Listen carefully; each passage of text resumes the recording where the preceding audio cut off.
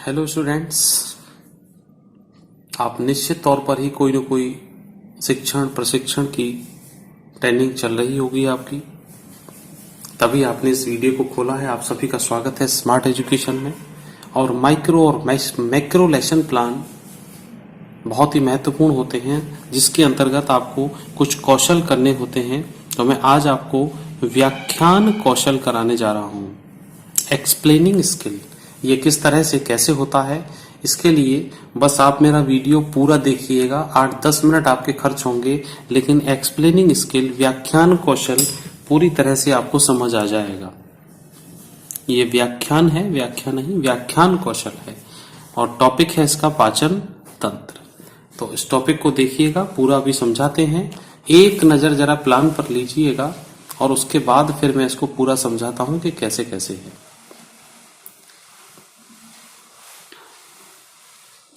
मेरा समझाने का तरीका कुछ और लोगों से अलग है, लेकिन आपको पूरा समझ आएगा। वीडियो के लास्ट तक देखते रहिएगा। आपके सभी विषयों के बीएड बीटीसी से संबंधित बहुत सारे वीडियोज पड़े हैं अलग अलग टॉपिक्स पर। प्लेलिस्ट में जाइए और वहां से देखिएगा। अगर आपको वास्तव में एक ही वीडियो से सब कुछ समझना है तो प्लेलिस्ट में आप जाइएगा, निश्चित तौर पे आपकी सभी समस्याओं का समाधान वहां मिलेगा।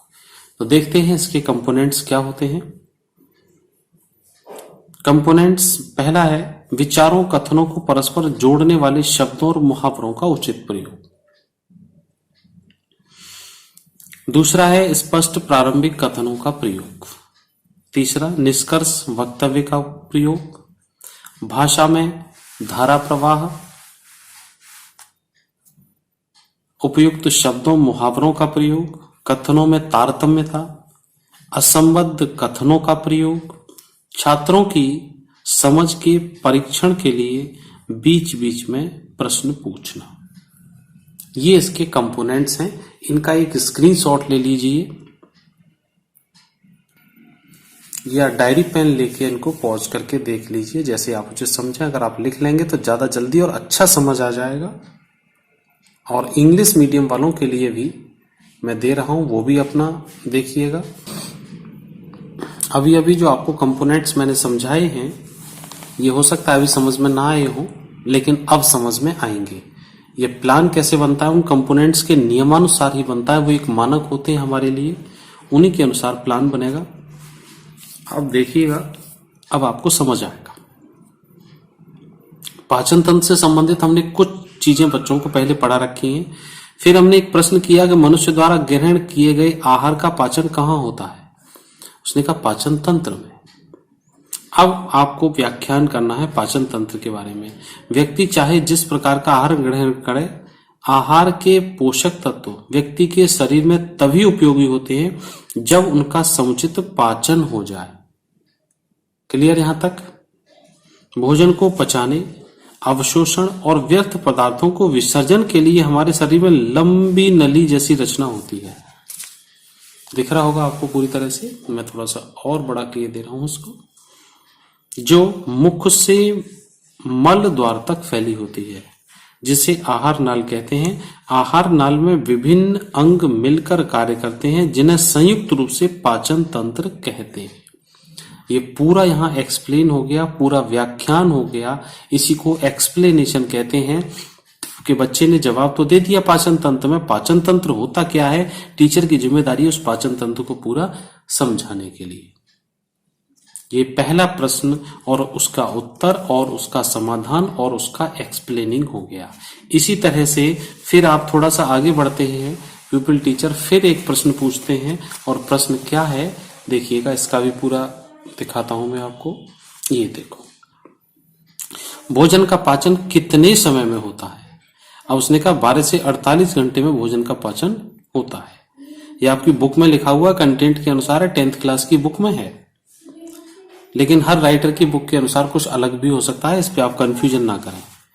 ग्रहण किया गया आहार एक साथ नहीं पचता है। कुछ पदार्थ शीघ्र पचते हैं, कुछ देर से। अधिकांश पदार्थ 3-4 घंटे तक आमाशय में रहते हैं और उसके बाद छोटी आंत में लगभग 1 घंटे तक रहता है। फिर यह आहार बड़ी आंत में पहुंचता है और 12 से 48 घंटे तक रहता है, फिर मल के रूप में बाहर निकलता है।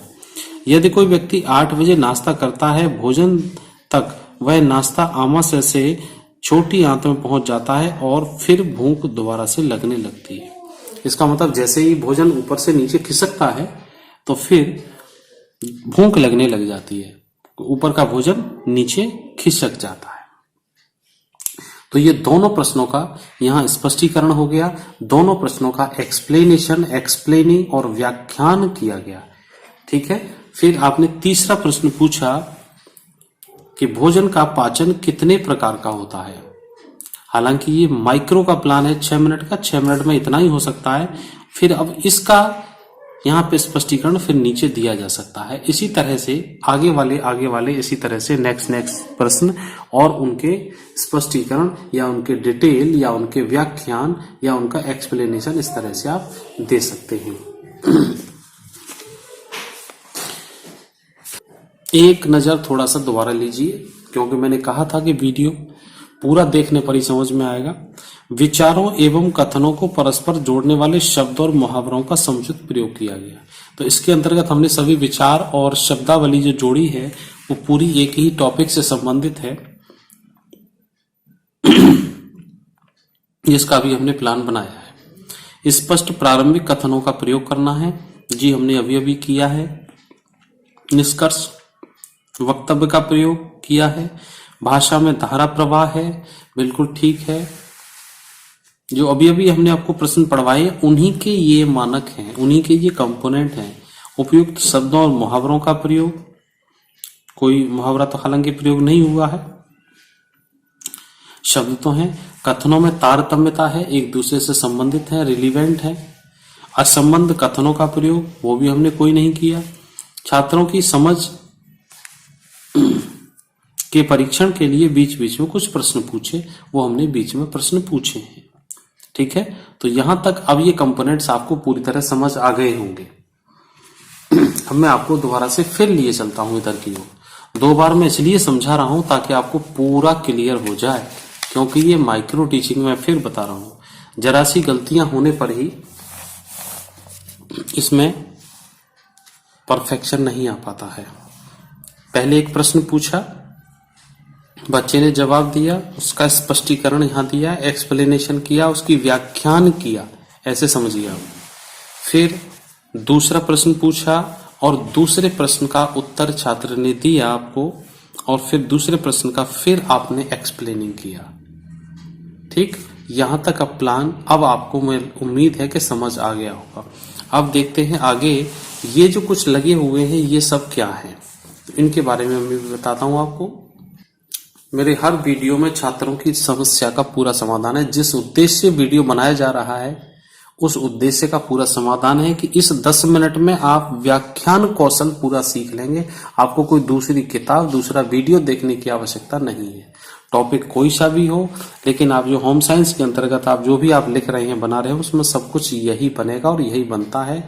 वीडियो 2 बार देख लो, प्लेलिस्ट में जाकर दूसरे विषयों के दूसरे टॉपिक पर वो भी वीडियो आप देख सकते हैं।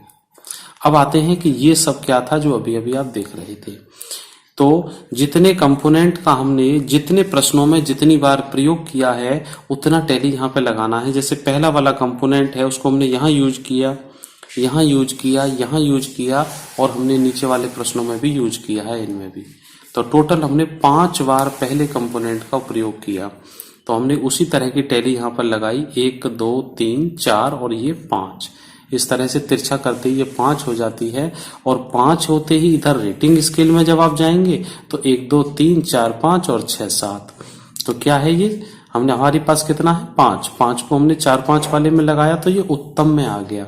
तो ये रेटिंग स्केल हमारा ये हो गया इसका। तो इस तरह से जब हम ये करेंगे तो इसी तरह से हमारे सब नीचे वाले सब कंपोनेंट्स का टैली लगाया हुआ है। एक टैली जिस तरह से लगी है उसी तरह से सारी टैलीज लगेंगे। सपोज यहाँ पर ये 5वां कंपोनेंट है तो 5वें के लिए 5 लगे हुए हैं, तो ये इसी तरह पूरे लगाने हैं। कहीं कंफ्यूज नहीं होना है। जिनको ना समझ में आए वीडियो दोबारा जरूर देख लेना, इसी को मैं फिर कह रहा हूं। और फिर आपको मिलते हैं अगले वीडियो में अगले स्किल के साथ, मैक्रो टीचिंग के साथ, बड़ा प्लान के साथ, और बीएड बीटीसी के लिए अलग अलग विषयों पर अलग अलग टॉपिक्स पर वीडियो डले हुए हैं, वहां से आप आराम से देख सकते हैं। चलिए दोस्तों, फिर मिलते हैं अगले वीडियो में। Till then take care, bye.